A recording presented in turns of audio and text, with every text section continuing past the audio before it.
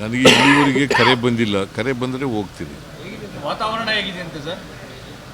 ನಮ್ಮ ಪ್ರಕಾರ ಇಂಡಿಯಾ ಗೆಲ್ತದೆ ಅಂತ ಇದೆ ಸರ್. ಈಗ ಬೆಂಗಳೂರಿನಲ್ಲಿರುವ ಬಿಹಾರ್ ಮತದಾರರಿಗೆ ಇವತ್ತು ಡಿ ಕೆ ಶಿವಕುಮಾರ್ ಅವರು ಮಾತಾಡ್ತಾ ಇದ್ದಾರೆ, ಅಂದರೆ ನಮಗೆ ಸಪೋರ್ಟ್ ಮಾಡಿ ಅನ್ನುವಂಥದ್ದನ್ನು ಬೆಂಗಳೂರು ಸಭೆ ಮಾಡ್ತಾರೆ. ಬಿಹಾರ್ನವರು ಭಾಳ ಜನ ಇದ್ದಾರೆ, ಅವರು ಮನವಿ ಮಾಡೋದು ಮಾಡ್ತೀವಿ, ನೋಡೋಣ ಅವ್ರು ಏನು ಮಾಡ್ತಾರೆ. ಏನು ಫ್ಯಾಕ್ಟರ್ ವರ್ಕೌಟ್ ಆಗ್ಬೋದು ಅಂತ ಸರ್? ಬಿಹಾರಲ್ಲಿ ಇಂಡಿಯಾಗೆ INDIಗೆ ಏನು ಫ್ಯಾಕ್ಟರ್ ವರ್ಕ್ ಆಗುತ್ತೆ ಅಂತ?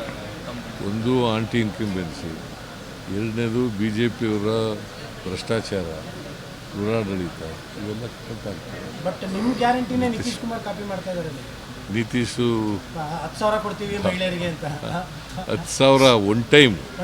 ಅದೇ ನಾವು ಪ್ರತಿ ತಿಂಗಳು 2,000 ಕೊಡ್ತೀವಿ.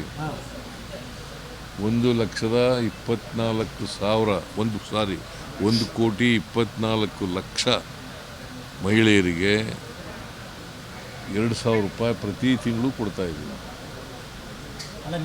ಈಗ ಇಲ್ಲಿವರೆಗೆ ಸುಮಾರು 1,00,00,000 ಹೆಚ್ಚು ಖರ್ಚು ಮಾಡಿದ್ದೀವಿ ಗ್ಯಾರಂಟಿ ಯೋಜನೆ. ನಿಮಗಿಲ್ಲಿ ಮಹಿಳೆಯರು ಓಟ್ ಹಾಕ್ದಂಗೆ ಅಲ್ಲಿ ನಿತೀಶ್ ಕುಮಾರ್ಗೆ ಓಟ್ ಹಾಕ್ತಾರ ಅಂತ? ಎಲ್ಲಿ? ಅಲ್ಲಿ ಬಿಹಾರದಲ್ಲಿ ಅವರು ಅದೇ ಗ್ಯಾರಂಟಿ ಸ್ಕೀಮ್. ಅವೆಲ್ಲಕ್ಕಿಂತ ಹೆಚ್ಚಾಗಿ ನಿತೀಶ್ ಕುಮಾರ್ ಭಾಳ ವರ್ಷ ಮುಖ್ಯಮಂತ್ರಿ ಆಗಿದ್ದಾರೆ. ಆಮೇಲೆ ಯಾವುದೇ ಒಂದು ಸಿದ್ಧಾಂತ ಇಲ್ಲ. BJP ಜೊತೆಲೂ ಹೋಗ್ತಾರೆ, ಕಾಂಗ್ರೆಸ್ ಜೊತೆಲೂ ಬರ್ತಾರೆ, ಲಾಲೂ ಪ್ರಸಾದ್ ಜೊತೆಯಲ್ಲೂ ಹೋಗ್ತಾರೆ. ಈ ಥರ ಆಗಿ ಯಾವುದೇ ಒಂದು ಸಿದ್ಧಾಂತ ಇಲ್ಲದೆ ಇರ್ತಕ್ಕಂಥದ್ದು. ಮತ್ತು ಬಡತನ ಜಾಸ್ತಿ ಇದೆ ಅಲ್ಲಿ, ಬಿಹಾರ್ನಲ್ಲಿ ಬಡತನ ಜಾಸ್ತಿ ಇದೆ. ಸೊ ಹಂಗಾಗಿ ಹೆಚ್ಚಾಗಿ ಬಡವರು, ಹಿಂದುಳಿದವರು, ಅಲ್ಪಸಂಖ್ಯಾತರು, ದಲಿತರು ಎಲ್ಲ ಕಾಂಗ್ರೆಸ್ ಪರ ಓಟ್ ಹಾಕ್ತಾರೆ.